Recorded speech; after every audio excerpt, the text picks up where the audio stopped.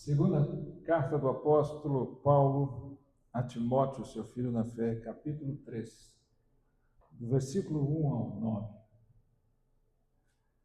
Diz assim a palavra de Deus.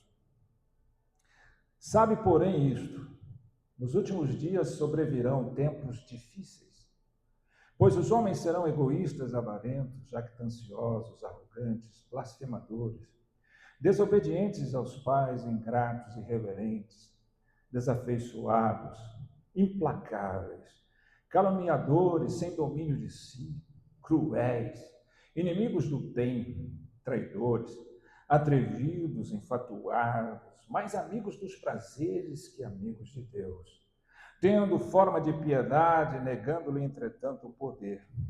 Foge também destes. Pois entre estes se encontram os que penetram sorrateiramente nas casas e conseguem cativar mulherinhas sobrecarregadas de pecados, conduzidas de várias paixões, que aprendem sempre e jamais podem chegar ao conhecimento da verdade. E do modo por que Janes e Jambres resistiram a Moisés, também estes resistem à verdade. São homens de todo corrompidos na mente, réprobos quanto à fé. Eles, todavia, não irão avante, porque a sua insensatez será a todos evidente, como também aconteceu com a daqueles. Amém. Vamos ter uma palavra de oração. Fecha os teus olhos. Ó Deus, obrigado pela leitura da tua palavra. Obrigado pelo livre acesso a ela. E onde o teu Espírito opera a liberdade, Senhor, que o Senhor possa levar a tua palavra aos nossos corações. E que essa palavra possa gerar frutos que glorifiquem o teu nome. Abra, Senhor, os nossos olhos para ver. Abra os nossos ouvidos para ouvir. Abra o nosso coração para receber o que o Senhor tem para nós nessa manhã, Senhor. Em nome de Jesus. Amém. Amém. Tempos difíceis. Não é difícil. Para nós percebemos que vivemos tempos difíceis. As especulações, elas vão se apresentando de toda forma. Há tanta pessoa achando e já dizendo, já estamos vivendo os últimos dias, porque está muito difícil.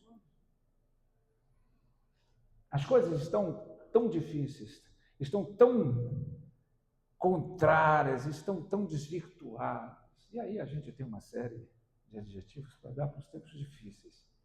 Agora, quando a gente olha o que a Bíblia está dizendo, e olha, preste atenção, Paulo não está falando das pessoas do mundo, ele está falando para a sua igreja.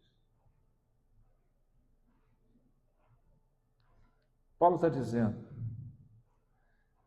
sobre tempos difíceis no futuro. Como Paulo pode falar de tempos difíceis no futuro com a realidade que ele vivia naquele momento?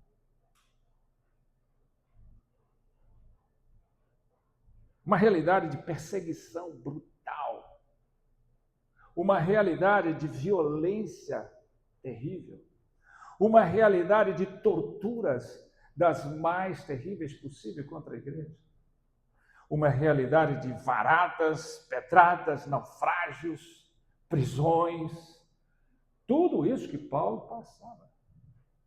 Paulo naufragou por 3 vezes. Paulo foi preso várias vezes.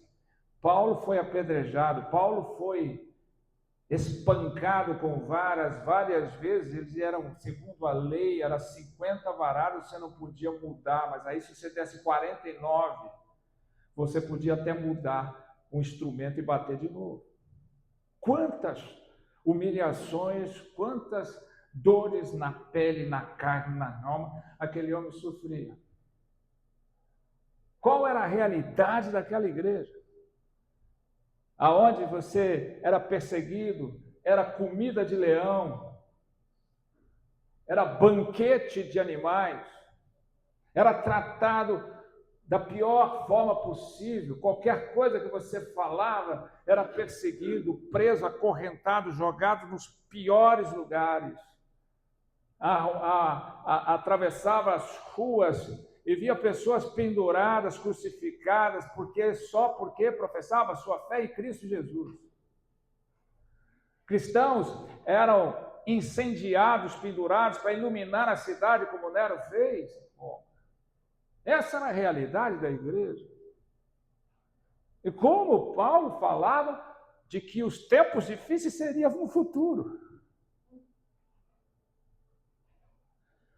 O que nós vivemos hoje, perto do que eles viveram, é piquenique.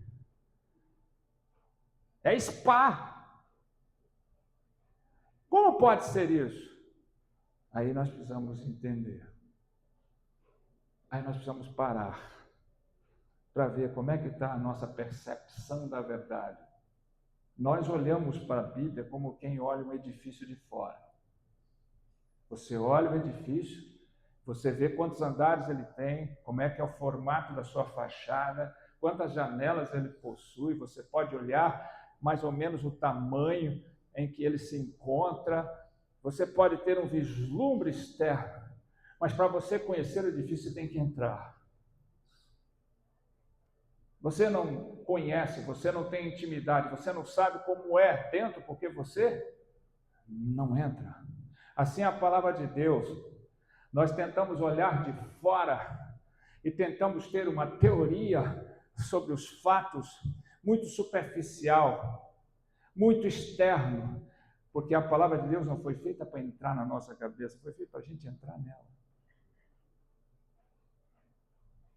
E aí explica o que Paulo está dizendo, que o problema da dificuldade da igreja não são as circunstâncias externas, por piores que elas possam parecer, mas são a condição interna. Porque Deus cresce para dentro e não para fora. E nós queremos trazê-lo para fora, ao invés de chamá-lo para dentro.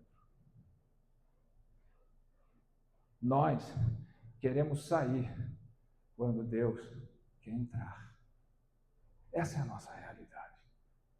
O nosso evangelismo é muito mais de chamar pessoas para sair do que chamar pessoas para entrar. Imagina você na sua casa, recebendo a visita de alguém que você aguarda muito. Essa pessoa bate na sua porta, ao invés de você abrir e falar, entra, você fala, espera aí, estou trocando de roupa. Você sai. Oh, que saudade, vou ficar aqui de fora com você. É isso que nós fazemos no nosso evangelismo. Nós saímos, ao invés de chamarmos os outros para entrar. Deus cresce para dentro, não para fora, mas nós estamos chamando Ele para fora porque nós queremos mostrar para Ele a nossa circunstância e não mostrar para Ele o nosso coração. Nós queremos que Ele veja e resolva as nossas dificuldades externas, mas não que Ele envolva no íntimo do nosso ser. Palavra comunicada é aquela que você ouve e pensa na circunstância. A palavra revelada é aquela que toca o seu coração. Nós não estamos chamando as pessoas para entrar. Nosso evangelismo está chamando as pessoas para sair. Me desculpe, a maioria das pessoas querem se reunir para quê? Cristão devia se reunir para entrar. Cristão se reúne para quê hoje? Para sair. Como é que é isso, pastor?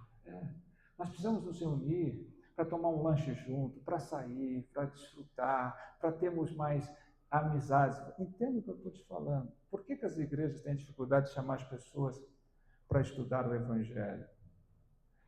Porque você chama elas para entrar na Bíblia, não para sair para o mundo. Por que as pessoas têm dificuldade para vir para a reunião de oração? Você chamando ela para entrar, não para sair. E as pessoas estão preocupadas? Vamos arrumar um dia para sairmos, um dia para nos reunirmos, um dia para conversarmos de quê? De Deus? De reino? De como está a sua vida com Deus? Ou conversar de como está o mundo, as suas circunstâncias, as suas dificuldades? As pessoas não me ligam pedindo aconselhamento para ajudá-las a chegarem mais perto de Deus. As pessoas me ligam para pedir como é que eu saio da minha situação, pastor. Então, a igreja hoje olha para fora. Por isso é que os tempos estão difíceis. Ela não olha para dentro. Ela está olhando para o benefício de Deus e não pelo próprio Deus. Ela não quer que Deus entre para ver a bagunça da sua casa interior. Ela quer sair com Deus para que Deus veja a bagunça do mundo e que afeta ela. Será que vocês estão entendendo isso? Será que vocês estão ouvindo isso? Será que quando você reúne, as igrejas estão fazendo metodologias, encontros, estão se reunindo para entrar ou para sair? No começo, elas até saem. Deixa eu te mostrar o edifício. Jesus veio cá para solucionar o seu problema. Por isso, não há mudança. Por isso é muito artificial. Por isso é muito superficial. Estamos interessados com o externo, não com o interno. O farisaísmo, que Jesus chamava de hipócritas e sepulcros caiados, raça de víboras, eles só se preocupavam com o cumprimento formal e externo da lei, e não com o coração deles, com o espírito da lei que está dentro. Por isso é que agora nós estamos debaixo da lei, estamos debaixo da graça, e aí em Hebreus diz que a lei se torna obsoleta por causa da graça, as pessoas barateiam a graça ao pensar que isso é melhor, é mais fácil, é mais compreensível, é mais flexível. Não, agora é a lei fincada dentro, não de fora, dentro do nosso coração. Não é mais o formalismo das regras externas, mas a intimidade de um coração transformado para receber Jesus dentro. Jesus diz à igreja em Apocalipse: eis que estou à porta aí, bato, se abrir, entrarei, sairei contigo. Não diga, saia e vem para fora andar comigo. Jesus não está chamando a gente para passear com ele no mundo e contemplar as maravilhas do que ele fez. Jesus está chamando para a gente abrir a porta para ele entrar e transformar a imundície do nosso ser, para que ele seja um conosco. Olha esse estado de coisa. A realidade dos tempos difíceis.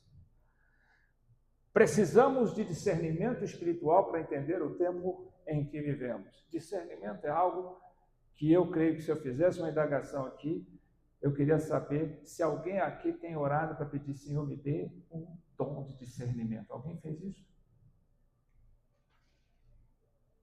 Ninguém pede dom de discernimento. Como é que nós vamos discernir a vontade de Deus? Como é que nós vamos discernir o propósito de Deus? Como é que nós vamos discernir o chamado de Deus para as nossas vidas se nós não temos clamado a Deus por um dom, um espírito de discernimento em nossas vidas? Por isso que a gente olha de fora e acha que conhece. Intimidade é um conhecimento privilegiado, exclusivo, que você tem do outro. Não é uma teoria, ou uma imagem, ou um pensamento que você tem do outro. O cristão não deve se surpreender com a decadência moral que hoje nós vivemos. Por que a gente se surpreende tanto? Porque a gente não está dentro. Se a gente estivesse dentro, a gente fala assim: já está escrito. Isso não é novidade. Os tempos estão difíceis porque os homens vão se declinando cada dia moralmente. E qual é o problema disso? Por que nós devíamos falar assim? Isso não me surpreende. Não me surpreende a maldade dos homens. Não me surpreende a apostasia da igreja. Não me surpreende a fragilidade da fé do povo de Deus. Não me surpreende a superficialidade. Não devia nos surpreender. Nós vivemos um tempo e um país, uma nação, o Ocidente vive a liberdade religiosa. Hoje nós podemos cultuar, hoje nós podemos adorar, hoje nós podemos pregar em qualquer lugar, hoje nós não somos perseguidos, proibidos, presos por causa da fé. Nós vivemos uma liberdade religiosa, mas nós não vivemos uma liberdade espiritual. Nós somos escravos do mundanismo. Nós somos escravos do externo. Nosso desejo não é Cristo, não é o reino, é o mundo. A nossa intenção é o reino. É como o povo do Egito que sai do Egito, vai para Canaã. A primeira provação, a primeira privação, eles já querem voltar para o Egito. Ali eles eram livres para adorar a Deus, mas eram presos espiritualmente, porque queriam voltar para o Egito. E o Egito, na tipologia bíblica, significa o quê? O mundo, o sistema. Então, nós não há liberdade espiritual hoje, há liberdade religiosa. Mas estamos presos ao sistema, presos aos valores, presos aos desejos, presos a tudo aquilo que o mundo quer. Nós queremos sair. A nossa felicidade, os nossos sonhos, sempre, e a gente não pode se enganar, sempre é fazer o que as pessoas fazem com o aval de Deus. Nós queremos viajar para lugares exóticos, para lugares bonitos, para praias, mas quanto nós queremos viajar para dentro do nosso ser? Nós queremos descobrir novos lugares, mas não queremos desvendar a cegueira dos nossos olhos espirituais. Então, qual que é a causa verdadeiramente que a Bíblia está dizendo para nós dos tempos difíceis? A característica das pessoas. Resumindo aqui, está dizendo que eles serão amantes de si mesmos. As pessoas se amam mais do que os outros, do que a Deus. O ego é o ídolo maior das pessoas hoje. Veja lá no deserto, quando Moisés levava a pessoa para encontrar com Deus, enquanto ele estava lá no monte recebendo as leis de Deus, o que o povo estava fazendo? Fazendo um bezerro de ouro, um ídolo. Um Deus que eles chamaram de Elohim, de Yahvé, como é só chamado Deus, aquele que nos tirou do Egito. Aí você diz para mim assim, mas hoje se você fizesse um bezerro de ouro e pusesse na sua casa para adorar, qualquer pessoa que chegasse e falasse, você é louco, vende isso e melhora a sua vida, para que você vai ficar gastando dinheiro com um negócio desse? Estou errado? Ninguém acharia normal. Porque o problema hoje não são os bezerros de ouro, é o ego. É o ego. É o eu. Isso é que importa. Fizeram uma pesquisa há muitos anos atrás, telefone para ver, quando as pessoas ainda falavam pelo telefone, não pelo celular. E a pesquisa era para ver qual a palavra que era mais usada, adivinha qual que extrapolou tudo? Eu.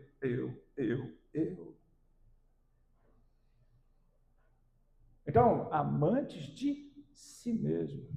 Não, importa que eu seja feliz. Hoje, a questão é a filosofia da felicidade a qualquer custo. 2, são amantes do dinheiro. Ganância. Tem muita gente orando para que Deus mande dinheiro para a igreja para construir coisa, para fazer isso. Na verdade, ele está ganancioso. Muitos deles. Então, hoje, as pessoas, a Bíblia condena a riqueza ou condena ganhar dinheiro de forma alguma. A Bíblia condena o amor. A ganância é amar o dinheiro. É ter o dinheiro como seu Deus. Hoje, as pessoas são soberbas e arrogantes. E olha, eu estou falando de igreja. Veja que as igrejas que mais crescem são aquelas adeptas à teologia da prosperidade. É ou não é? Aquelas que Deus é o dono do ouro, da prata, Ele me chamou para ser rico. Se você está pobre, se você está com dificuldade financeira, porque o diabo está fazendo sua vida, você não tem fé.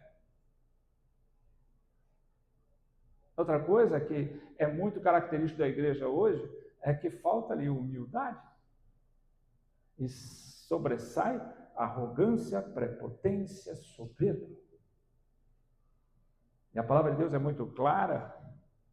Ela diz que Ele resiste aos soberbos, mas aos humildes Ele dá a sua graça, o poder não só de nos salvar, mas de nos transformar.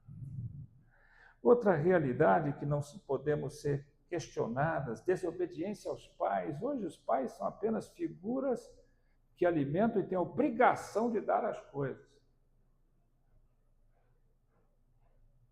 Os pais não são mais as pessoas a quem eu obedeço.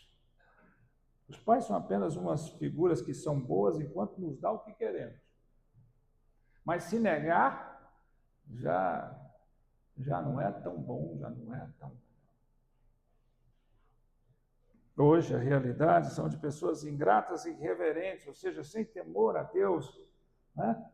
Usam várias justificativas para a sua irreverência, para a sua desobediência, usam circunstâncias, usam enfermidades. Hoje é comum falar que eu tenho TDAH, eu tenho déficit de atenção, eu tenho não sei o quê, para não prestar atenção e não focar aquilo que Deus está falando. Será que até que ponto é doença ou falta de interesse?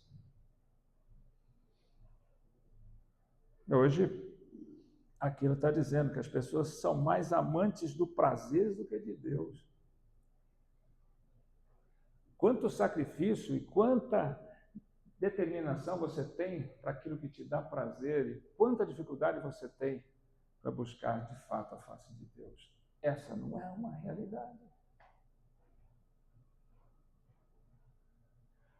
O hedonismo domina como filosofia o mundo hoje. Viva o que você pode hoje, porque amanhã você vai morrer. Só que, para Deus, o hoje só serve para te mostrar que você tem um amanhã eterno. E a eternidade é para todos. O lugar da eternidade é que muda.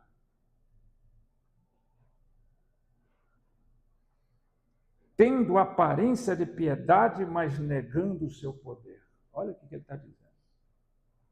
A igreja hoje tem aparência de piedade. Sabe o que é a piedade? Uma vida que honra a Deus. Isso é piedade. Piedade não é dar esmola para os pobres. Não é fazer caridade. Piedade é viver uma vida que honra a Deus. Então, ele tem a aparência de piedade. Quem vive de aparência é o inimigo. Ele vive como um leão rodeando. Como ele vive? Ele tem a aparência dele, mas não é. É de falsos profetas que se vestem como lobos, mas por dentro, se vestem como ovelhas, mas por dentro são como lobos. Então, tem aparência de piedade, mas negando o poder. Que poder é esse? O que ele quer dizer com isso? Você já parou para pensar? O poder da graça de transformar as vidas. Você foi lobo um dia e agora Deus não está te vestindo de ovelha. O que Deus te chamou vai te transformar em ovelha. Porque se você for lobo vestido de ovelha, você pode ficar um tempo comendo graminha como ovelha, vivendo em paz como ovelha, e elas não vão fazer nada com você, e você vai achar bom, mas vai chegar a hora que você vai sentir vontade de carne. E aí você vai dar uma escapadinha para ir junto com os lobinhos do mundo, comer carne, caçar. Aí depois você volta e fica como ovelha, até dar vontade de novo da carne. Aí vai chegar uma hora que você vai dizer, ou eu sou lobo, ou eu sou ovelha. Ou Deus me transforma em ovelha, ou eu volto e vivo como um lobo. O maior perigo das nossas vidas não é só o pecado. O maior perigo das nossas vidas é a religiosidade sem transformação. Você se torna um religioso, você ouve, concorda, você vê que está certo, você se convence, você até segue, mas você continua de fora olhando o edifício e se convencendo de que você conhece o edifício. Mas você não entra, porque só entrando você é transformado. Então, o problema hoje é uma religiosidade sem transformação. Veja que é muito comum você ver nas igrejas, fulano se converteu, ele agora frequenta a igreja. Ele não bebe mais, ele não fuma mais, ele não xinga mais, ele não faz negócios muito errados, ele procura ter uma vida mais certa. Isso é de fora. Agora, e o coração? Mudou a maneira de ver, a maneira de ser, seu temperamento, sua personalidade, os seus desejos, onde estão? Houve transformação interior, aquela pessoa, eu olho e digo, não estou te reconhecendo mais. Você mudou completamente. E lembrando que mudança não se anuncia, mudança se evidencia. Aquela mudança que uma pessoa que nem te conhece pode olhar para você e falar, você é diferente. Há algo em você que é diferente. Aquele brilho que só a luz de Cristo dentro de você pode refletir. O perigo do engano espiritual. Falsos mestres se infiltrando e enganando. Falso mestre, falsos profetas, falsos ensinos. Eu já falei aqui, repito, falso mestre, o falso profeta, o falso pastor, não é aquele que fala heresias grosseiras para você. Não é aquele que distorce todas as coisas, porque isso é óbvio, isso é fácil de ver. Se você permanece ouvindo isso, porque você está igual essas mulherzinhas frágeis que se deixam enganar por qualquer coisa. Esses falsos profetas são conhecedores da Bíblia. Eles são agradáveis. Eles falam de amor. Eles sabem aglutinar as pessoas. Eles sabem falar. Eles falam com autoridade. Qual é o problema deles? Não é o que eles falam, é o que eles deixam de falar. Eles não falam de céu, de inferno, de santidade, de pecado, de juízo. Porque se ele falar muito disso, as pessoas não vêm domingo que vem. E o que ele quer assegurar não é que as pessoas vão para o céu, é que as pessoas venham no culto do domingo que vem e que a igreja fique cheia. Pessoas sempre aprendendo, como diz o texto aqui, mas nunca chegando à verdade. Ensina. Aquelas pessoas nunca chegam à verdade. A palavra de Deus diz, permaneceis no meu ensino, conhecereis a verdade vos libertará. Por que não liberta? Porque eles nunca chegam à verdade. São pessoas que ficam 5, 10, 15, 20, 30 anos dentro da igreja, aprendendo, de cor e salteado, sabem onde estão os versículos, sabem tudo, mas nunca chegam ao conhecimento da verdade. Nunca chegam ao conhecimento da verdade. Nós precisamos permanecer firmes na verdade da palavra de Deus. A verdade não é um argumento que você pode flexibilizar, que você pode argumentar. A verdade é uma pessoa, é Cristo. E com Ele não há engano. Não há meias conversas. O limite do erro, assim como houve oposição a Moisés, sempre haverá oposição à verdade.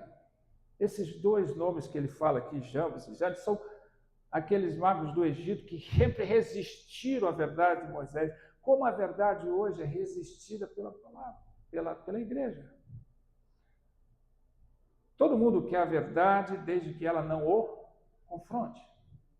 desde que ela não tire ela da zona de conforto, desde que ela não faça ela enxergar de verdade como ela é. Por isso que eu falei há pouco tempo atrás aqui sobre o quebrantamento. As pessoas choram não porque estão vendo a luz, mas choram porque estão vendo as trevas dentro de si. As pessoas choram não porque estão vendo Deus, mas é porque estão vendo a sua própria imundície. As pessoas choram não porque estão olhando para fora, mas porque olham para dentro. Isso é quebrantamento. Quebrantamento não é um processo de Deus para que eu possa ver Deus, é o processo de Deus para que eu possa ver a mim mesmo. A luz não foi feita para eu ver, eu não estou vendo a luz, eu estou vendo o que a luz me possibilita ver.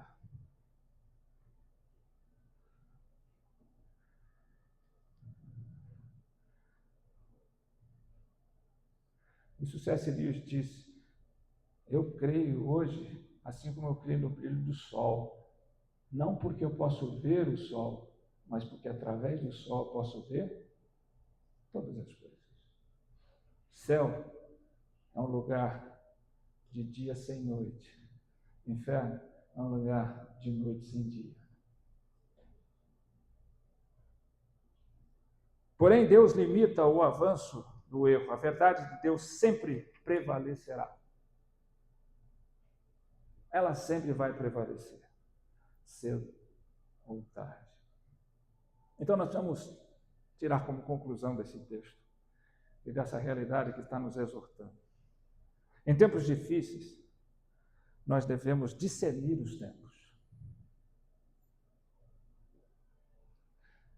Veja que a igreja não considerava a dificuldade as perseguições, os maus tratos, a violência. Ela considerava difícil o coração. O coração do problema da igreja é o problema do coração da igreja. Nós precisamos discernir e saber, entender que, por mais que eu acho que eu estou fazendo, eu estou muito mais querendo sair do que entrar. Eu estou muito mais chamando as pessoas para sair do que para entrar. O meu evangelismo é tão superficial que eu não recebo as pessoas da minha casa, talvez, porque eu não quero que elas vejam a bagunça da minha casa interior. Lembra quando eu falo que as pessoas dizem: a minha vida, quanto mais eu busco a Deus, mais complicado fica. Não é complicado, é porque é o mesmo que você entrar num cômodo escuro, que está tudo bagunçado e você não tem uma luz para te iluminar, você não enxerga nada. Você acende um fósforo, dá para você ter um vislumbre, mas apaga. Você acende uma lanterna, dá para você entrar, passar por sobre os escombros, mas com limitação. Você acende uma vela, já dá para você ver melhor e arrumar, mas quando você acende uma lâmpada dessa, dá para você ver tudo com nitidez. E o que a maioria faz? Apaga a luz. Porque o que você está vendo é a bagunça da sua casa interior e dá trabalho pôr em ordem. Não é Deus que está dificultando. Deus está te iluminando e você está começando a enxergar com mais clareza evidência a realidade da sua casa interior. Se você não põe em ordem, como é que você vai chamar os outros para dentro? Tem muita gente querendo chamar pessoas para dentro da sua bagunça, ao invés de mostrar para as pessoas a ordem de sua casa interior. Começa lá em Gênesis. A palavra de Deus diz: no princípio, Deus criou os céus e a terra. A terra era sem forma e vazia. Havia caos, até que chegou a luz e pôs tudo em ordem. Então, a luz é para que você enxergue primeiro, né? Então, quando Cristo vem para nós, primeiro Ele nos faz enxergar a bagunça interior da nossa vida, para nos permitir colocar em ordem. Então, nós temos que discernir os tempos, pedindo a Deus que nos dê um espírito de discernimento. Nós temos que rejeitar a falsa piedade. Aqueles que se vestem de piedade, que aparentam piedade, honrar a Deus, mas que, na verdade, não o fazem no poder da graça de Deus. Nós temos que permanecer firmes na verdade, na palavra. Ou seja, não é mais tentar que a palavra entre em você, mas é você entrando nela. Entendendo quando você entra que todos os personagens, todas as histórias e passagens bíblicas têm a ver com as nossas vidas. Quando você vai lá para Adão e Eva, você pensa assim, não, mas como é que ele fez isso? Mas se eu estivesse lá, eu não faria a mesma coisa. Eu também não faço isso na minha vida. Deus me dá tantas coisas, mas eu estou sempre olhando para aquilo que eu não tenho. Quando você olha para Abraão, você pensa, não, Abraão. Mas aí você pensa assim, o que eu tenho similar a Abraão? Deus foi lá e disse assim, Abraão, pega o teu filho a quem tu amas, o seu ídolo. Aí você para, peraí, será que eu não tenho muitos ídolos no meu coração que deixam Deus lá para a periferia? Então você vai olhando e vai vendo, né? Quando eu olho para Ló, eu fico imaginando, o que é isso? Olha o que Ló fez, será que eu não faria a mesma coisa? Quando Abraão, na sua humildade, sendo ele, tinha o direito de escolher o melhor, falou, Ló, escolhe para onde você vai, que eu vou ao contrário. O que Ló olhou? Para as campinas de Sodoma e Gomorra, que parecia tudo lindo e maravilhoso, fácil, mesmo com o perigo que ele sabia de como aqueles povos viviam. Nós não faríamos igual. Nós não fazemos isso. Nós também, quando Deus nos pede para escolher, nós escolhemos o caminho mais difícil ou mais fácil. Nós vamos pela verdade que nós temos ou pela aparência que nós vemos? Como nós fazemos nossas escolhas? Nós somos mais parecidos com Abraão ou com Ló? E aí vai. Aí a gente olha para Pedro e fica falando, Pedro é soberbo. Olha ele falar para Jesus que ele jamais abandonaria Jesus, jamais morreria. Eu não queria ser envergonhado, humilhado e negar Jesus tantas vezes. Quantas vezes você já negou Jesus na sua vida? Basta apertar um pouco. Basta apertar um pouco. Basta o receio de perder alguma oportunidade, algum privilégio, você nega. Basta o receio de perder o aplauso dos homens e você nega. Basta de perder a conveniência e o conforto da sua vida, você nega. Nós somos diferentes em quê?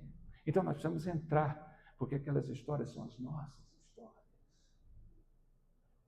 A vida daqueles homens é a nossa vida. Daquelas mulheres. Os personagens bíblicos não são o Superman, o Batman, a Mulher Maravilha. Eles são pessoas de carne e osso que pecaram, que erraram, que falharam, assim como nós. Mas permaneceram firmes no Senhor. E é isso que nós temos que ver. Nós devemos confiar na vitória da verdade e não no desespero que a gente tem de que o mal vai vencer, de que não, a verdade nunca vai ser vencida. Nós podemos não ver claramente, mas nós veremos na eternidade quando ela vencer, porque essa é a nossa esperança iluminada. A verdade já venceu. Jesus não disse, eu vou vencer. Ele disse, tem de bom ânimo, não perca a sua alegria, não perca o seu ânimo, não perca a sua determinação, porque eu venci. Ele já venceu. Ele não vai vencer. Apenas não se consumou. Então, só para você guardar, nos tempos difíceis, a igreja verdadeira não se molda ao mundo, mas permanece fiel à verdade de Deus. Nos tempos difíceis não são apenas dias de grande pecado, mas dias em que muitos querem parecer piedosos sem se submeter ao poder de Deus. Essa é a verdade. Por que eu não mudo, pastor? Porque você não se submete ao poder da graça de te moldar, mudar, de te transformar. Eu lembro, e não posso esquecer, já falei aqui, uso isso muitas vezes nos meus congressos casais, que eu ministro, né? E está aqui hoje de prova, né? Quando eu celebrei o casamento desse jovem casal ali, do meu irmão, da minha cunhada, aí na festa, e eu sei que eles lembram disso, né? Não faz pouco tempo, são uns quase 30 anos. Né? Aí, quando acabou o casamento, eu sentei na mesa, sim, geralmente eu vou fazer o casamento da recepção, a gente não come, não é porque a gente está ali, vai falar, tudo mais, vem aquele pessoal com aquela luz forte na cara da gente, aquela coisa toda, a gente suando, um calor. Aí eu sentei, esperei, o garçom foi servindo, e eu brinco muito que ele foi servindo uma empadinha, e eu nunca me apaixonei tanto por uma empada como naquele dia, né? Fome, cansado. Fui pegar a empada, aí chegou um irmão recém-convertido. Pastor, que celebração, que bênção, que foi? Eu olhei para ele educadamente, não comi, porque dá atenção. Ele disse para mim assim: pastor, eu queria fazer uma pergunta para o senhor. Quando fala isso, naquele momento eu olhei para a empada e tive que deixá-la para depois. Eu pus a empada e falei: pois não, meu irmão. E ele pegou, sentou. Quando senta, acabou. Se ele sentar, tira e queda, sentou. Pastor, que bom, sentou, agora acabou. Pastor, por que conserto na Bíblia é com C e não é com S? Essa foi a pergunta. O que eu fiz? Pedi graça a Deus. E fiz aquilo que todo mundo faz quando quer tempo para pensar na resposta. Não entendi a sua pergunta, eu entendi. Mas eu queria tempo para absorver. Pastor, porque na Bíblia concerto é com C. Concerto com C é de orquestra, de concerto sinfônico, e não é com S de concertar. Peguei boa percepção. Sabe por que não é concerto com S, meu irmão? Porque Deus não é mecânico de gente estragada. Deus é fábrica de gente nova. Deus, ele não precisa estudar para ver como é que conserta a gente, porque ele tem poder de nos transformar. Deus não é o Deus da graxa que conserta, Deus é o Deus da graça que transforma. É claro que a pergunta dele era exatamente pensando nele e na esposa. Como é que eu conserto a minha esposa? É o que a maioria quer: consertar o esposo, consertar a esposa, consertar a vida, consertar o filho, consertar isso, consertar aquilo. E fica buscando em Deus: como é que eu conserto? Como é que eu conserto o meu gênio? Como é que eu conserto a minha posição? Como é que eu conserto a minha realidade? Não peça a Deus que te conserte, peça a Deus que te transforme. Submeta-se à graça, que você não precisa consertar nada, porque Deus se transforma e faz tudo novo, porque Ele tem poder de fazer novo. Você pega Jeremias, capítulo 18, o vaso do oleiro, que disse: levanta, profeta, levanta e desce, vá à casa do oleiro, que lá te farei conhecer a minha palavra. Ele disse, viu o oleiro fazendo o vaso quebrou e ele fez dele, aquele vaso, um novo vaso. O que Deus disse? Vós sois barro na minha mão. E Deus não vai lá consertar, reparar. Ele faz outro vaso conforme bem lhe parece. Então, para de pedir a Deus para consertar as coisas. Não pede graça para Deus. Pede graça para Deus mudar tudo. Comece por você. Comece por você. Pare de apenas ter intenção de mudar. Tenha desejo de mudar. Uma vez, eu estava pregando num encontro de homens, e um irmão chegou e falou perto dos homens assim: pastor, ele era recém-convertido e ele viajava, era representante para tudo quanto é capital, o avião ficava em hotéis chiques, aquelas feiras, aquelas mulheres que são contratadas para seduzir os representantes, os compradores, e ele tinha uma em cada esquina, né? Uma em cada. Ele disse: pastor, estou sofrendo. Eu falei: por quê?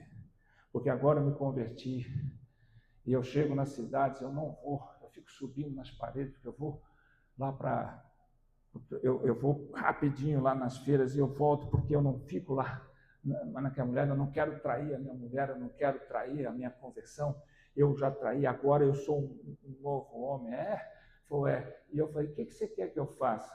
Eu quero que o senhor ore, estou de frente para os homens aqui, para Deus tirar esse desejo que eu tenho, porque eu estou subindo a parede, eu não estou me aguentando, eu preciso que Deus tire meu desejo. Eu falei, impossível. Deus não vai tirar o seu desejo. Nem que todos nós oremos de joelho aqui. Porque tem gente que faz jejum para convencer Deus a dar o que Ele quer, né? Jejum hoje é assim. Vamos fazer uma campanha. O que é essa campanha? Porque aí nós vamos orar, Deus não vai aguentar, Ele vai dar o que a gente quer. Deus não vai aguentar, vai só fazer um jejum todos nós, você vai ver como é que Deus vai se sensibilizar, Ele vai falar, esse povo me ama. Eu tenho que dar o que eles querem. Aí se alguém diz, esqueci no jejum, aí vai acabar tudo, Deus não vai dar. Essa é a mediocridade de muita gente hoje dentro da igreja. Eu disse para ele assim, não adianta, meu. Então o senhor está dizendo que eu vou pecar, o senhor está me dando carta branca, eu não vou aguentar. Ou eu saio do emprego, ou eu faço alguma coisa, porque eu não vou aguentar. As mulheres ali, eu tinha mulheres, elas me ligam, elas me telefonam, elas vão lá, e eu vejo elas, como é que eu faço? Eu falei, tem solução para isso. Mas não é tirar o seu desejo. O que é? Canalizar o seu desejo para o lugar que ele devia estar sempre canalizado, a sua esposa. Como assim? Deus ouve o que é verdade. Deus não ouve aquilo que a gente quer. Então, qual que é a verdade? Senhor, todo esse desejo que o Senhor colocou em mim, ele devia ter um alvo só, a minha esposa. E eu desviei, eu adulterei. Eu troquei a aliança que eu tenho com a minha esposa para ocupar a cama de outras pessoas. Então, canaliza todo esse desejo com toda a força para a minha esposa, porque eu só quero e só devo amar a minha esposa. Você quer fazer essa oração? Mas quero, pastor. Então nós vamos todos orar. Passado 1 mês e meio, mais ou menos, eu chego na igreja, eu nem lembro dessas coisas. Aí cheguei para pregar, estava aquele, pastor, como é que o senhor está? Eu falei, eu estou bem, e você? O pastor, estou passando um perrengue danado. Eu falei, o que foi? Mas não sei, pastor, eu não quero mais viajar.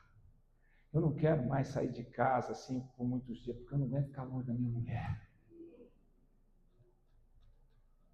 Eu nunca senti o que eu estou sentindo, nunca desejei o que eu estou desejando. Aí você olha para mim e fala, isso é? Por que quando você perde o interesse do seu marido, você pede assim, graça, me dá um desejo pelo meu marido, pela minha esposa que eu nunca tive? Volta toda a minha atenção e meu desejo para isso. Deus deu o desejo para quê?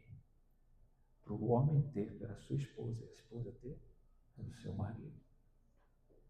Está vendo como a gente não utiliza o poder da graça? A gente tem cara de piedade, mas nega o poder de Deus. Para de sair, entra. Para de convidar Jesus para passear para fora e convida ele para entrar. Para de fazer um evangelismo pífio, de chamar as pessoas para sair. Chame-nos para entrar. Se você realmente está dentro e deseja ficar. Amém? Vamos ficar de pé, vamos orar ao Senhor.